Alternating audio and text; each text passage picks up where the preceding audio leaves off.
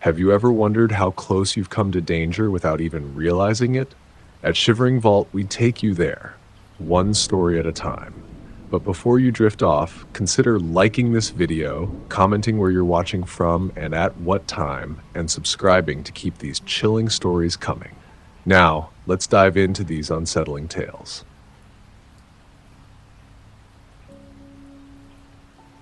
I'll never forget the first time I stepped off the plane in California.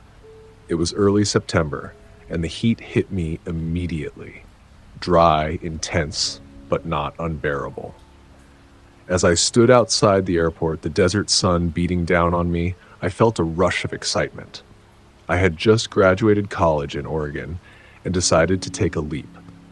The job as an au pair in the Mojave Desert sounded like the perfect opportunity to escape the bustle of city life and find some peace in the quiet, wide open spaces of the desert. The Whitaker family was welcoming from the start. Mrs. Whitaker, a woman in her early 40s with perfectly styled blonde hair and a soft voice, greeted me at the airport with a warm hug. She was immediately charming, asking about my journey, making me feel at home even before we hit the road. Mr. Whitaker, a tall man in his late 40s with sharp features and a calm demeanor, drove us to their house. Their children, Ethan and Lily, were well behaved and polite, though they were more reserved than I'd expected. But that was fine. I was used to quiet children. Their house was everything I'd imagined.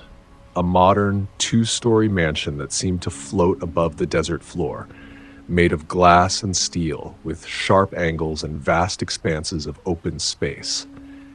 It was stunning, almost otherworldly, especially in contrast to the vast emptiness that surrounded it.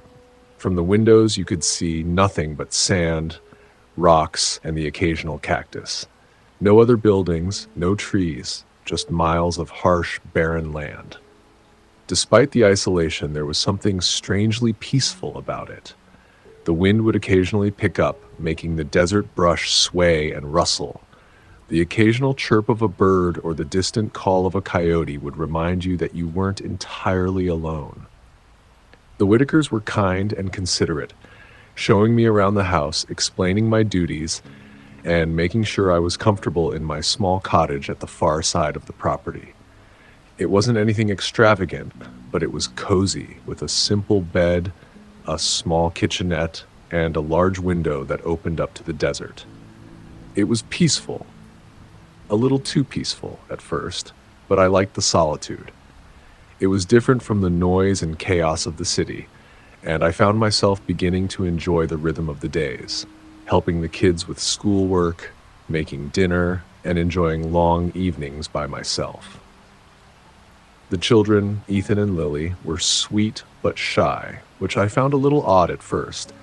They weren't scared of me, but they seemed to keep to themselves, especially when their parents were around. I chalked it up to the fact that they were used to having a nanny more than a typical au pair. We'd have dinner together every night, and sometimes Mr. Whitaker would tell me stories about the land, how it had been passed down through generations, how it was once home to an old ranching family.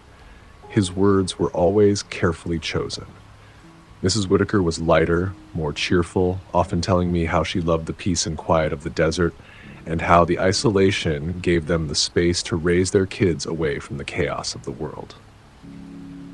It was nice, simple, quiet, but there was something about it that didn't sit right with me. It wasn't the house, nor the land.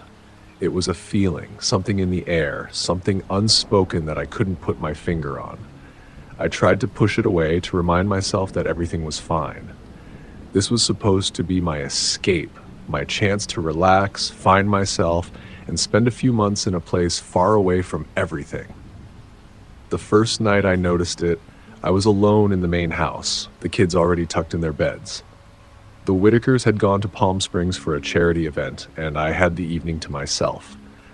I remember it being a warm evening, the desert sun finally retreating for the night, leaving behind a cool but dry breeze that rattled the windows ever so slightly. The house, despite its size, had a certain stillness to it at night. The soft hum of the air conditioning was the only sound. But it didn't take long for me to realize that the desert outside was completely silent. I was in the kitchen preparing a late-night snack for myself. Then I heard it. A soft sound, barely perceptible at first but unmistakable. Footsteps crunching over gravel. I froze. My heart began to race as I stood there, listening intently. The sound was slow and deliberate, like someone was walking around the property. I told myself it was just an animal. A coyote, maybe, or the wind pushing some debris across the yard. But I couldn't shake the feeling that it was something else. The footsteps weren't random, they were purposeful. They were too heavy, too human. I quickly scanned the room, my eyes darting to the windows, the door, my phone on the kitchen counter. I grabbed my phone and tried to call Mrs. Whitaker. It rang a few times, but no one picked up. I called again. Nothing. My stomach twisted and a knot formed in my throat. Was this someone from the property, or was it someone else entirely? The footsteps grew louder, moving around the back of the house. I cautiously walked to the back window, my hand shaking as I peered through the blinds. And that's when I saw it. A figure. A man. He was moving slowly, deliberately, making his way toward the patio door. My breath caught in my chest. He was wearing dark clothing, his features obscured by shadows, but the shape of him was unmistakable. It was a man, no doubt about it, and he was heading straight for the door. I barely had time to react. My heart pounded in my ears as I rushed to the kids' rooms, shaking them awake in a panic. "Get up! We need to go! Now!" I whispered urgently. They were confused, their sleepy eyes wide, but they followed me without question. I grabbed them both by the hand and pulled them out of their beds. Their small, tired bodies barely registered what was happening as I ushered them down the hallway. We scrambled through the living room, down to the laundry room, the only room on the ground floor that had no windows, the only room I could lock. I pushed a heavy ironing board in front of the door, trying not to make a sound as I guided them inside. I told them to be quiet, to not make a single noise. The minutes felt like hours. Every sound, every creak of the house made my skin crawl. I could hear the figure outside trying the back door, tugging at the handle. I dialed 911 with trembling hands. The dispatcher's calm voice contrasted sharply with the rising panic in my chest. "Stay on the line," she instructed. "Help is on the way." But as I whispered to her, I heard a loud thud followed by a sharp bang on the back door. The man was trying to force his way in. I held my breath, my heart racing. The kids huddled close to me in the dark room, their wide eyes reflecting the same terror I was feeling. The sound of sirens, distant but growing closer, was the only thing that kept me from completely losing my composure. The seconds stretched into minutes, every one of them longer than the last. Finally, the red and blue lights flashed across the window. A loud knock at the door followed shortly after, and I held my breath as a voice called out. "Police, is anyone inside?" I opened the door, almost collapsing in relief. 2 officers entered, their flashlights cutting through the darkness. They quickly checked the area, their movements swift and professional. It didn't take long for them to find the man. He was hiding just beyond the edge of the property, barely out of sight, but they quickly apprehended him. It turned out he was a former handyman the Whitakers had fired months ago for stealing. He had been living in an abandoned storage shed at the edge of the property, quietly watching, waiting for the right moment. They found a crowbar, rope, and duct tape in his bag. The thought of what might have happened if I hadn't acted so quickly made my stomach churn. I couldn't stay another night in that house. The isolation, the endless stretch of land, it was all too much. I left the next morning, my mind still reeling from the events of the night before. I never went back to the desert, and I never saw the Whitakers again.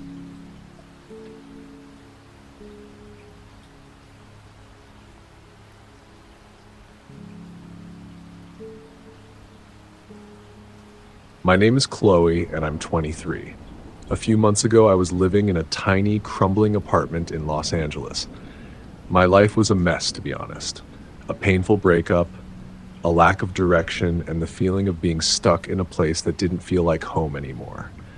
I'd been working long shifts at a coffee shop just to pay the bills, but I knew I needed a change. I needed to get away from everything, even if just for a little while. Then one day, a friend of a friend told me about an au pair position with a family in Malibu. They needed someone to watch their young daughter, Ella, for a few months while they went on business trips. I jumped at the opportunity. The family was wealthy, and the job promised peace and quiet away from the city. Plus, the pay was good. When I arrived at the house, I was stunned. It was huge. I'm talking a modern architectural marvel perched high above the Pacific Ocean with massive windows offering panoramic views of the water. The air smelled fresh and salty, and the sound of the waves crashing on the rocks below was almost constant, soothing in a way. Ella, the little girl I'd be caring for, was sweet but very reserved. She was 7, but she was so well-mannered. The family's instructions were clear. Make sure she's well behaved, do a little housekeeping, and enjoy the peace and quiet of the place. The parents, both in their late 40s, were kind, but always in a rush. I was mostly on my own. I was fine with that. The first few days were perfect. I would wake up early, grab a coffee, and sit by the large windows watching the sun rise over the ocean. Ella would play quietly, and I'd make us breakfast. The evenings were even better. Long, quiet hours where I could read or watch TV without anyone interrupting. It felt like I'd entered another world, far away from the noise and drama I'd left behind. But soon, things started to feel off. It was subtle at first. Little things that didn't make sense. For instance, I'd come into the living room in the mornings, and the chairs at the dining table would be pushed out, like someone had just been sitting there. I'd make a mental note to straighten them later. But then I'd get distracted with something else and forget. The kitchen drawers would be left open when I was sure I'd closed them the night before. At first, I thought maybe I was just being forgetful, or that Ella had been playing and didn't put things back the way they should be. I didn't think too much of it. Then, the food started disappearing. I remember one night, I had made a big salad for dinner, just for myself since Ella didn't want any. The next morning, I went to the fridge to make myself a quick breakfast, and half of the salad was gone. At first, I figured I'd been tired and eaten more than I remembered. But then I realized something strange. The dressing had been used. The bottle was nearly empty. I hadn't used that much the night before. It made no sense. The same thing happened with other food. Bread, fruit, snacks. I'd buy groceries and put them in the fridge or pantry, only to find they were mysteriously disappearing by the next day. I would glance at Ella, wondering if she was sneaking around, but she seemed perfectly innocent. There was no way she could be eating all that. I thought it was strange, but still I brushed it off as either my own forgetfulness or Ella's odd habits. But as the days went by, the unease grew. Every time I'd walk into the kitchen, I couldn't shake the feeling that someone had been there before me, rifling through the cabinets or the fridge. I started to feel like I wasn't alone, even though I was. It was about a week into my stay when everything changed. I was starting to get used to the routine, getting Ella off to school in the mornings, cleaning up, running errands. But that night was different. Ella had gone to bed early as usual, around 8. The house was still and quiet, the kind of silence that pressed in on you. I was sitting on the couch in the living room, curled up under a blanket, reading a book. The only sound in the house was the hum of the refrigerator and the faint crash of waves outside. I wasn't tired, so I kept reading, the pages turning slowly in my hands. Time seemed to stretch out, the minutes passing quietly, until suddenly at around 2 a.m., I woke up with a jolt. At first, I didn't know why. I blinked into the darkness, trying to gather my bearings. It wasn't a nightmare or a bad dream, just an overwhelming feeling that something was wrong. And then I heard it, soft deliberate footsteps. It wasn't loud, but it was there. The sound of shoes tapping lightly on the hardwood floor. My heart skipped a beat. I wasn't imagining it. The steps were coming from the hallway, just outside my room. I lay perfectly still, trying to figure out what was happening. Maybe it was Ella, I thought. But no, I had checked on her before I went to bed, and she was sound asleep. Besides, these steps weren't childlike.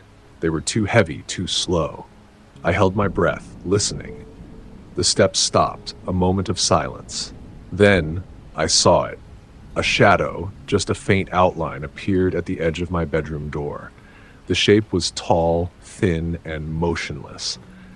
I could barely make it out, but there was definitely something standing there, watching me. My pulse hammered in my ears. I wanted to call out, but my throat was dry.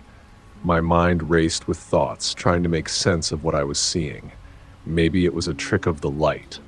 Maybe it was a shadow of something outside the window. But no, this wasn't an illusion. Who's there? My voice came out in a whisper, barely audible. The figure stepped backward, retreating silently into the hallway. I heard the faint sound of footsteps receding, fading into the distance. I stayed frozen in place, my chest heaving with shallow breaths. My mind was spinning, trying to make sense of it. I wasn't sure what to do, but I knew I couldn't just lie there and wait for whatever this was to happen again. I grabbed my phone and dialed 911, hands shaking uncontrollably as I waited for the operator to pick up. 911, what's your emergency? The dispatcher's voice was calm, but I could barely focus on her words. There's someone in the house, I gasped. I saw someone outside my room, standing there. I don't know who it is. Please, you have to send someone. She assured me help was on the way and told me to stay calm. But how could I stay calm? My head was spinning, and my body was trembling with fear. I grabbed the flashlight from my nightstand and with unsteady steps ventured out of my room. The hallway was dark, silent. I could hear nothing but the faint sound of my breath and the distant crashing of the waves outside. I checked the windows, making sure they were locked, and then moved through the rest of the house, quietly, cautiously. I checked Ella's room. She was still asleep, tucked under the covers, completely unaware of the nightmare unfolding around us. The officers arrived minutes later. I watched them move through the house, checking every room, every corner, every closet. They didn't seem alarmed, but I could see that they were serious as they moved quickly through the house. And then, one of them, Officer Henderson, came into the laundry room. He shined his flashlight up at the attic access panel. "We've got something," he muttered.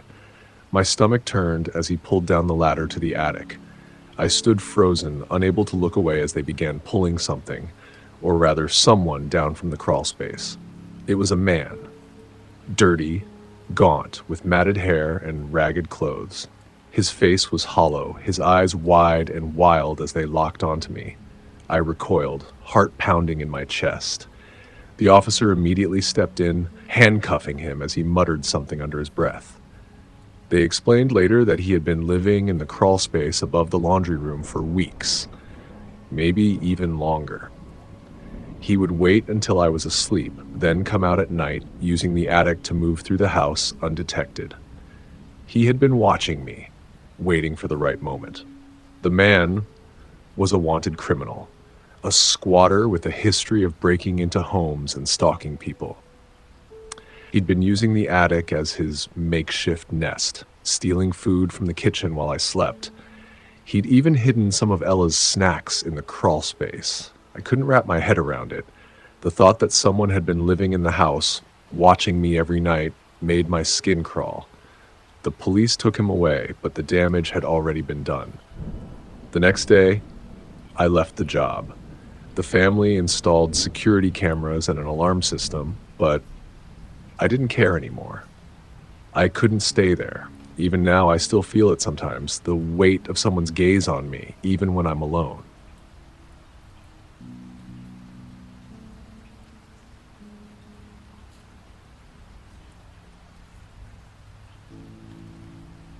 It was supposed to be a fresh start for me. Something I could look back on when I was older and say, I did that. I had just graduated college, and instead of jumping straight into another classroom or office job, I figured I'd take a year to travel, work, and see the world. I ended up finding an au pair job with the Whitmore family. They lived in a giant mansion in Beverly Hills, tucked away in one of those quiet, high-end neighborhoods you only see in movies. At first, everything seemed perfect. The Whitmores were in their early 30s, charming and incredibly wealthy. The kind of people who looked perfect on Instagram and had a lifestyle that seemed out of reach. I'd never been in a house like theirs before. The walls of their home were made mostly of glass, letting in endless light. Marble floors stretched across the hallways, polished to a mirror sheen. The place was so clean it almost didn't feel like a home, more like a showpiece. And the kids, Emma, who was 6, and Liam, who was 4, were sweet, though they had their moments of wild energy. I bonded with them quickly. They were easy to love, and I became a big sister figure to them, helping with everything from playtime to schoolwork. Most days were normal. I'd play with the kids in the morning, take them to school, prepare meals, and help tidy up the house. In the afternoons, the Whitmores would often be at work or attending meetings, leaving me with the kids to finish up any chores. I had my own small guest suite tucked away in a quiet part of the second floor, and when the house was silent, it felt as though I were the only one there. I wasn't used to such a big house. The emptiness was sometimes comforting but also unsettling. The way the sound of my own footsteps would echo in the hallway made me feel like I was the only living thing in the place. One rainy Thursday evening in November, the Whitmores went out to a charity gala, leaving me alone with the kids. It had been raining all day, the kind of relentless downpour that made everything outside seem blurry, muffled. The sky was overcast, heavy with dark clouds, and the wind whipped through the trees outside. I tucked the kids into bed around 8 p.m., and after a quick check to make sure they were both asleep, I retreated to my small guest suite. The light was dim, and the steady sound of the rain against the windows was oddly soothing. I curled up on the couch with my laptop, ready to watch a movie and wind down for the evening. The whole house seemed still. The only sounds were the quiet hum of the air conditioner and the rhythmic patter of the rain. Time seemed to slow down in the stillness of that moment. For a while, I lost myself in the movie, my eyes glued to the screen, the soft flickering light casting shadows around the room. But then I heard something that pulled me out of my haze, a faint creak. I froze. It was so subtle at first that I thought it was the house shifting, a normal sound. But then it happened again, a little louder this time. It came from upstairs. The sound was deliberate, as though someone was moving around, trying to be quiet. I held my breath, listening carefully. The stillness made every noise seem amplified. There was no way the house could have made that sound by itself. It was too heavy, too intentional. I tried to brush it off. Maybe it was the wind, maybe the rain was making the house settle. But the longer I sat there, the more I couldn't shake the feeling that something was wrong. Another creak. This time, I felt it in my chest. I stood up, my legs shaky beneath me, and made my way to the door. I cracked it open just enough to peer down the hallway. It was empty. No one was there. But my heart was pounding, and the hairs on the back of my neck stood on end. The creaking noise continued, now more like footsteps, slow and methodical. I tiptoed toward the room. I froze. There was a faint flickering light coming from the upstairs landing. A flashlight. I froze in place. Someone was in the house. My thoughts raced as my pulse quickened.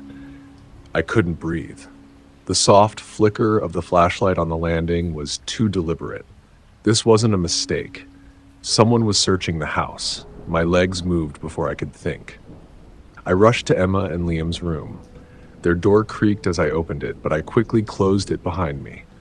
The kids were fast asleep, oblivious to the danger. I locked the door quietly, trying not to disturb them. My hands were shaking, but I knew I needed to act fast. "Emma, Liam, wake up," I whispered. They stirred, but didn't wake completely. "We need to hide now." I ushered them out of their bed and into the walk-in closet. My heart was racing, but I stayed as calm as I could. "Stay quiet, don't make a sound," I whispered, my voice barely audible. They nodded, their eyes wide with confusion. I pressed my finger to my lips, signaling them to stay silent. I pulled out my phone, my fingers trembling as I dialed 911. "Please," I whispered into the phone, trying to keep my voice steady, "there's someone in the house." From the closet, I could hear footsteps coming closer. My breath caught in my throat as the sound of boots moving along the hallway grew louder. I pressed my hand over Liam's mouth as he let out a soft whimper. My pulse was pounding in my ears. Each step the intruder took reverberating through the walls. The footsteps stopped. I held my breath, barely able to hear the faint rustling in the hall. Then I heard the doorknob of the kids' room turn. It rattled once, and then again. I squeezed my eyes shut, praying the lock would hold. The third time, the intruder kicked at the door. Hard. The whole house seemed to shake with the impact. I gasped, instinctively pressing my body closer to the kids. Liam's face was pale with fear, and Emma clung to my side. I could hear her heart beating against my arm, fast and erratic. The door rattled again, and I heard the sound of more pounding. Another kick. I didn't know how much longer the door would hold. I was sure it would splinter under the force. My fingers tightened around the phone.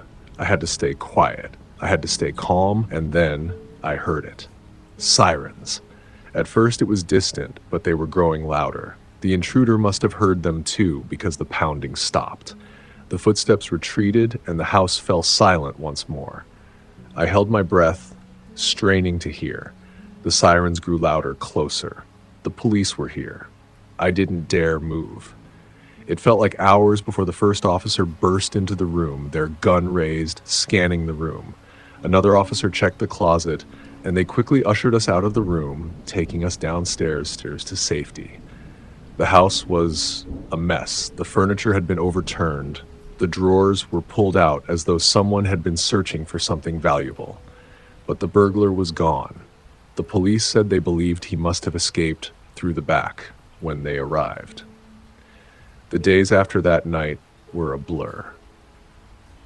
The Whitmores came home the next morning, and though they were grateful we were safe, they were shaken. The detectives who investigated told me that the intruder wasn't some common burglar. No, he was part of a string of home invasions targeting high-end neighborhoods like ours. They mentioned that in previous incidents, people who confronted him had been attacked. The thought of it made my stomach churn. How close had we come? I kept replaying every second of that night. The creaking of the floor, the flashlight moving across the landing, the kicks at the door. I couldn't stay in that house any longer. The walls seemed to hold the memory of that night. A week later, I ended my contract early and went back to Texas. I packed my things, leaving behind the house that had once felt like a dream. I think about the kids often, and I hope they're doing well. That was the last shift I worked for the Whitmores, and I'll never forget it.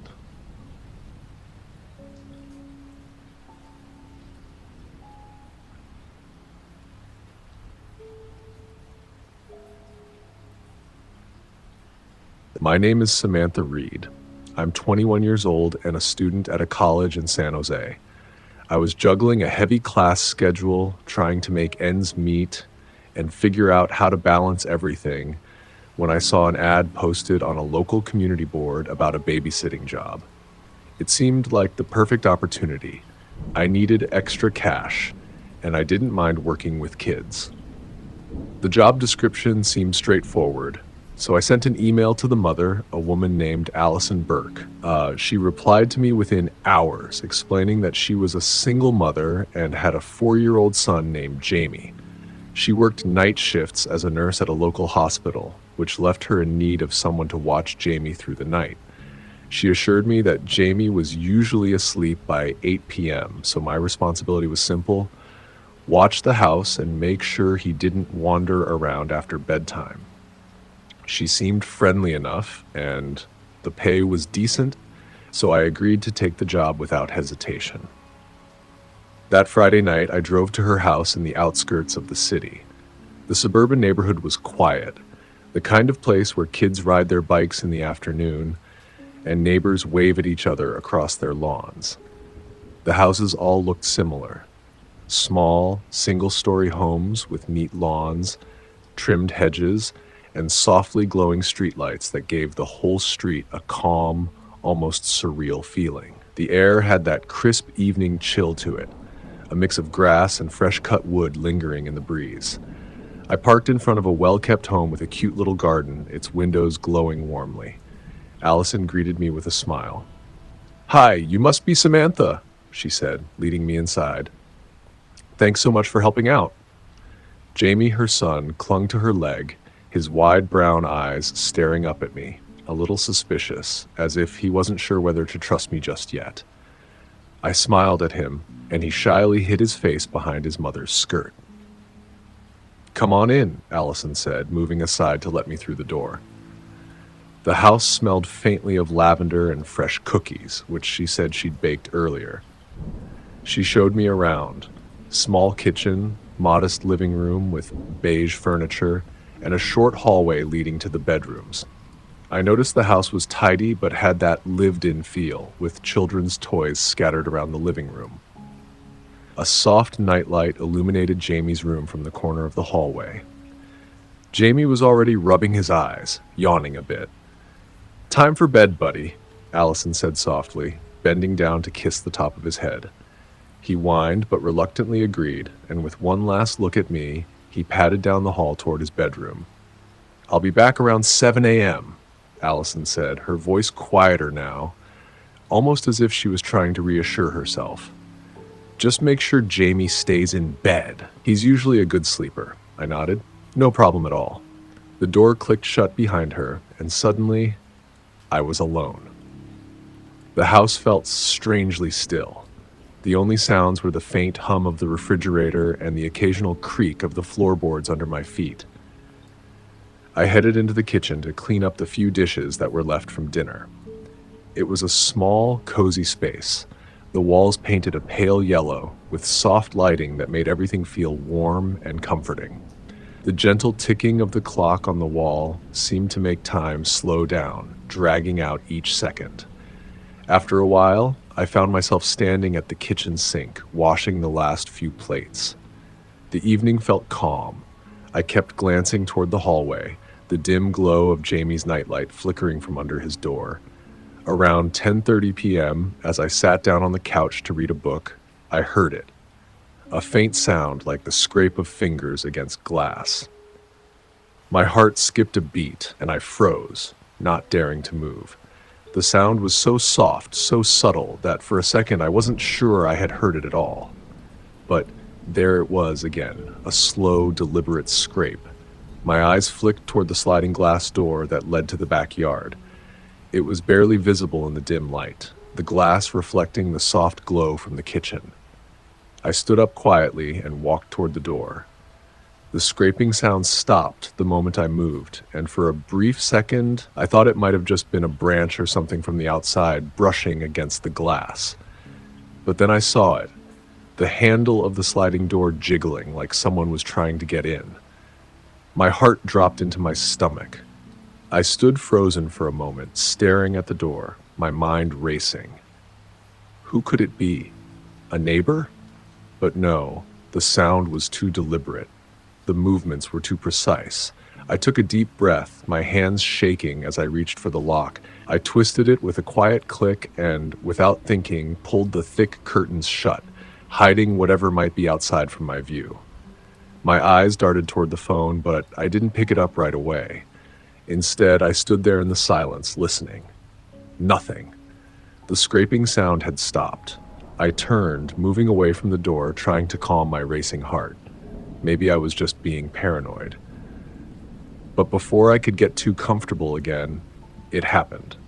The unmistakable sound of glass breaking. It was loud, sudden, and jarring like a shot to the chest.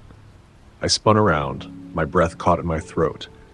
My hands moved on their own, grabbing the nearest thing, a lamp, and throwing it at the intruder with all my might. The lamp hit the man square in the chest, but it only slowed him down for a second before he lunged at me. I barely had time to react before his hands were on me, pushing me against the wall with such force that I felt the breath leave my body. My head slammed into the hard surface, a sharp pain shooting through my skull. I struggled to break free, my arms flailing, but he was too strong. Although somehow I broke free and ran to Jamie's room, grabbing my phone, which was on the kitchen counter, I locked the door behind me. He followed me. Jamie woke up, scared, and I told him everything would be okay. I dialed 911 while the intruder pounded on the door frantically. After a while, I heard the sirens, and then the sound of footsteps. The intruder sprinted for the front door, running into the night just as the police arrived. The flashing lights outside lit up the street. I couldn't stop shaking, my hands still slick with sweat as I staggered toward the door. I didn't even realize I'd been crying until the officers were there, gently asking me questions, offering me support. They caught the man a few blocks away, hiding behind some bushes, trying to blend into the night. It wasn't until later, when they told me who he was, that the horror really set in. His name was Tom, and he was Allison's ex-boyfriend. He had a restraining order against him, but that didn't stop him from coming back to the house. He'd been stalking Allison for weeks, hoping she'd be home. I didn't stay for long after that.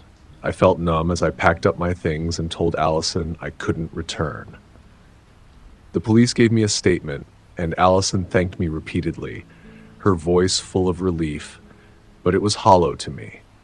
I went home that night, my body aching from the adrenaline and fear, but mostly from the fact that I had narrowly escaped something far worse. I never took another babysitting job after that. I couldn't. The idea of being alone in another house with no one around to protect me felt like a constant shadow, something that might come out from the dark when I least expected it. That's it for today's tale from Shivering Vault. If you have a story worth sharing, drop it in the comments or send it our way. Don't forget to subscribe and share with your fellow thrill seekers. As always, the Shivering Vault thanks you for unlocking today's tale. Until next time, the vault awaits your return.